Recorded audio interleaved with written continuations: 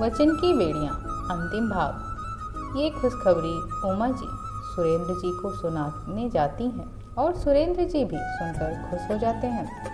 आखिर वे लोग भी तो यही चाहते थे कि आयुष को एहसास हो रिया की कमी का। पर अचानक से उमा जी उदास हो जाती हैं और कहती हैं, आयुष के पापा, रिया को गए आज 8 दिन हो गए पर उसकी कोई खबर नहीं है हमें। कहाँ गई होगी हमारी बच्ची? मुझे पता है उमा, रिया कहाँ है, पर क्या वो आयुष की जिंदगी में वापस आना चाहेगी? सुरेंद्र जी भी थोड़ा गंभीरता भरे लहजे में कहते हैं, जी आपको पता है रिया कहाँ है, फिर आपने मुझे बताया क्यों नहीं?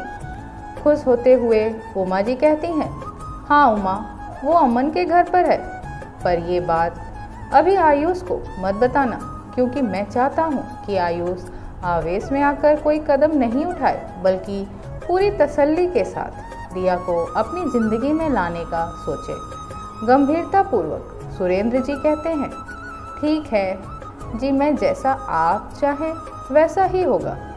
ऐसा कहकर उमा जी रसोई में अपना काम निपटाने चली जाती हैं। इधर आयुष की हल्की आँख ही लगी थी कि उसे ऐसा लगा मानो रिया उसके पास खामोश बैठी है।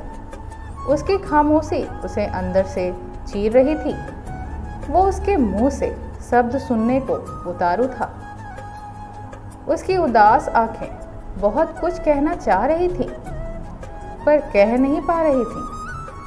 उसके गेसुओं में वो उलझना चाह रहा था, पर नहीं उलझ पा रहा था। उसकी बेचैनी बढ़ती जा रही थी। वो रिया से अपने किए की माफ़ी मांगना चाहता था, पर उसके होठ सिल गए थे। वो रिया को बाहों में भरकर भरोसा दिलाना चाहता था, और वो उससे दूर जा रही थी, बहुत दूर।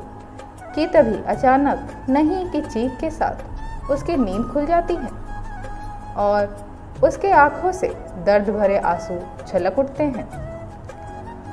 रिया का एहसास उसके कतरे कतरे में बस गया था। वो चाहकर भी उसे भूल नहीं पा रहा था। शायद वो थी ही इतनी अच्छी कि उसकी अच्छाई आयुष पर हावी हो गई। आयुष अपनी ज़िंदगी में बहुत लड़कियों से मिला, पर रिया जैसी सहनशील, गंभीर, सौम्य, साधारण लड़कियों आज तक न देखा न ही मिला। सच में वो दीवाना हो गया था रिया का। रिया के खामोशी का, उसके धैर्य का। वो कई बार रीना से उसकी तुलना करता, पर बार बार रिया रीना से कहीं बेहतर साबित होती।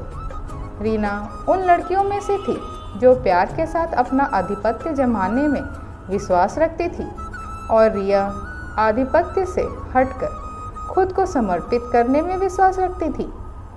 तभी तो अभी तक वो समर्पित थी, एक ऐसे बंधन के लिए जो उसका कभी था ही नहीं। ये सब सोचते सोचते आयुष आहिस्ता आहिस्ता चलकर अपने कमरे से बाहर आ जाता है और उमा जी और सुरेंद्र जी को आवाज़ लगाने लगता है, माँ, माँ, कहाँ हैं आप? मुझे आप लोगों से बात करनी है। आयुष की आवाज़ सुनकर उमा जी और सुरेंद्र जी बाहर आ जाते हैं और सबसे पहले आयुष को सोफा पर बैठाते हुए सुरेंद्र जी कहते हैं, तुम हमें बुला लेते अपने कमरे में, तुम्हें उठकर आने की क्या ज़रूरत थी? अभी भी तुम पूरी तरह से ठीक नहीं हुए हो। आयुष बेटा, अब मैं ठीक हूँ पापा, और मुझे अभी से अभी रिया को ढूंढने जाना है। आप लोग ऐसे कैसे आराम से बैठ सकते हैं जबकि आपकी बहू 8 दिनों से गायब है? मुझे अभी उसे ढूंढने जाना है। मुझे वापस रिया को अपनी ज़िंदगी में लाना है। आयुष की बातों से रिया के लिए बेचैनी देखकर अब सुरेंद्र जी को पूरा विश्वास हो गया था कि आयुष सच में रिया को अपनी ज़िंदगी का हिस्सा बनाना चाहता है। इसलिए वो आयुष को भरोसा दिलाते हैं कि रिया जल्द से जल्द वापस घर लौट आएगी और वो रिया को लेकर आएंगे।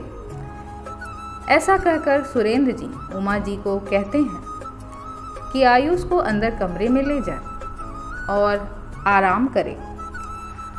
आयुष उमा जी के साथ कमरे में चला जाता है और सुरेंद्र जी रिया से मिलने अमन के घर जाते हैं।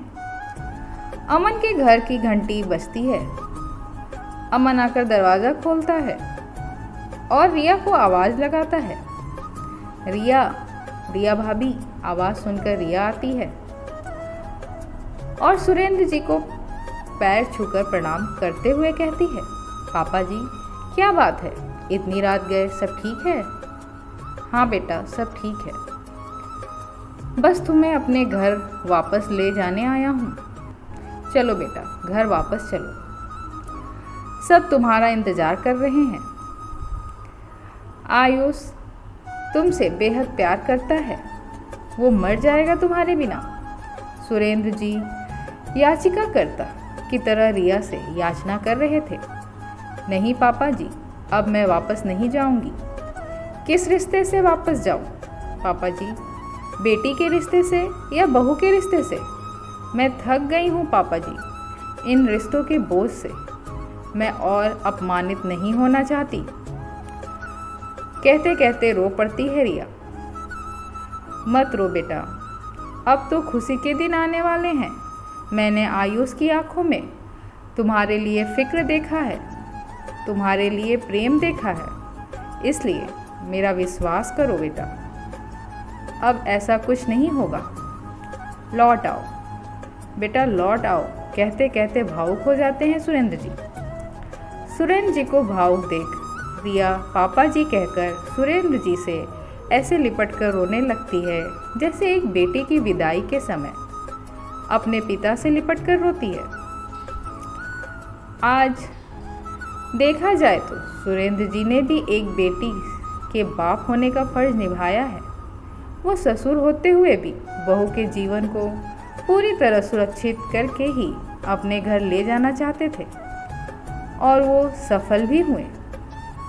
उधर रिया अपने थोड़े बहुत सामान बांधती है और उधर सुरेंद्र जी उमा जी को फ़ोन करके कहते हैं, बहू के गृह प्रवेश की तैयारी करो।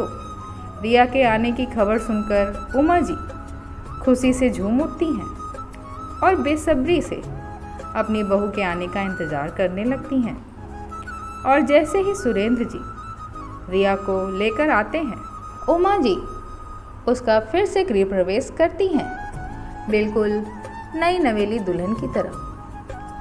फिर दोनों सास बहू गले मिलकर इस कदर रोई जैसे कोई बेटी शादी के बाद पहली बार अपनी माँ से मिलती है। सच में बहुत भाग्य से मिले हैं ऐसे सास ससुर। रिया खुशकिस्मत है जो माता पिता समान सास ससुर रिया को मिले। उमा जी से मिलकर रिया भी काफ़ी खुश होती है और अंदर ही अंदर एक बेचैनी थी, पिया मिलन की बेचैनी। उसे तो विश्वास ही नहीं हो रहा था कि सच में आयुष जी भी उसे पसंद करने लगे हैं और बेसब्री से उसके लौटने का इंतज़ार कर रहे हैं। यही सब सोचकर रिया के गाल सुर्ख लाल हो रहे थे, आंखों में शर्म का पानी तैर रहा था, होठों पर मध्य मुस्कान दिख रही थी। आज प्रेम का मिलन होने जा रहा था, पर अब तक तो आयुष को पता ही नहीं था कि रिया लौट चुकी है, क्योंकि वो तो रिया की यादों से लिपटकर नींद की आगोश में था। खैर, उमा जी रिया को आयुष के कमरे में जाकर आराम करने बोलती हैं और सुरेंद्र जी और उमा जी अपने कमरे में खुशी खुशी चले जाते हैं। रिया धीमे कदमों से आयुष के कमरे में जाती है और आहिस्ते से आयुष के पास आकर बैठ जाती है। आयुष गहरी नींद में सो रहा था और रिया उसे अपलक निहार रही थी। आज पहली बार वो आयुष को अपने हमसफ़र की नज़रों से देख रही थी। क्या अचानक उसे आयुष की वही कही सब बातें याद आने लगती हैं जिससे वो आहत होती थी। वो झट से अपने कदम पीछे कर लेती है और जैसे ही उठकर जाने लगती है वैसे ही आयुष उसके हाथ को थाम लेता है और कहता है, रुक जाओ रिया, मुझे पता है तुम मुझे कभी माफ़ नहीं करोगी, पर देखो तुम्हारी आहट मुझे नींद में भी परेशान करती है। तुम्हारी खुशबू मेरे रग रग में बस चुकी है। मैं तुमसे बेइंतहा मोहब्बत करने लगा हूँ। मैं नहीं जी सकता तुम्हारे बिना। रिया, मैं मर जाऊँगा अगर तुम मेरी ज़िंदगी से चली गई तो। मैं वादा करता हूँ तुम्हारा हाथ कभी नहीं छोड़ूंगा। तुम्हारे आँखों में आंसू की एक बूंद भी नहीं आने दूंगा। पर लौट आओ मेरी ज़िंदगी में। मैं उन 7 वचन की बेड़ियों में बंधना चाहता हूँ। कुछ तो बोलो रिया, तुम्हारी खामोशी मुझे अंदर से चीर रही है। कह दो आज जो कहना है, पर ऐसे खामोश मत रहो। नहीं सहन होती है तुम्हारी ये खामोशी। डर लगता है तुम्हारी खामोशी से। भगवान के लिए निकाल दो अपने दिल के दर्द को। रिया, कह डालो तुम्हें जो कहना है। आज तुम्हारा ये दोषी तुम्हारे सामने है। कह दो रिया, आज अपने होठों को मत सिलो। आज मैं तुम्हें से सुनना चाहता हूँ रिया। आयुष बस आज सब कुछ कह देना चाहता था जो उसके दिल में था। वो हाले दिल सुना देना चाहता था, पर रिया अब तक खामोश थी, जड़वत सी खड़ी थी। बस आंखों से निर्झर धारा बहे जा रहे थे।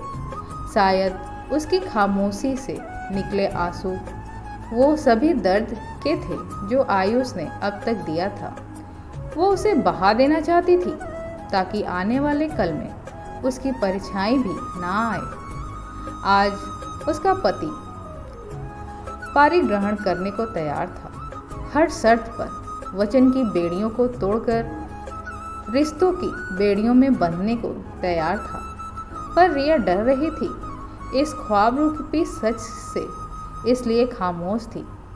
उसकी खामोशी आयुष को बेचैन कर रही थी, इसलिए वो बेड से उतरकर रिया के सामने जाता है और झुक जाता है उसके सामने बिल्कुल किसी भिक्षुक की तरह और भीख मांगने लगता है अपने प्यार की। क्या सच में सच्ची मोहब्बत बदल देती है किसी इंसान को? आज रिया भी वही देख रही थी, वो नफरत की दास्तां और ये प्यार की दास्तां देखकर रिया खुद को रोक नहीं पाई और आयुष के सीने से लग जाती है और रो पड़ती है।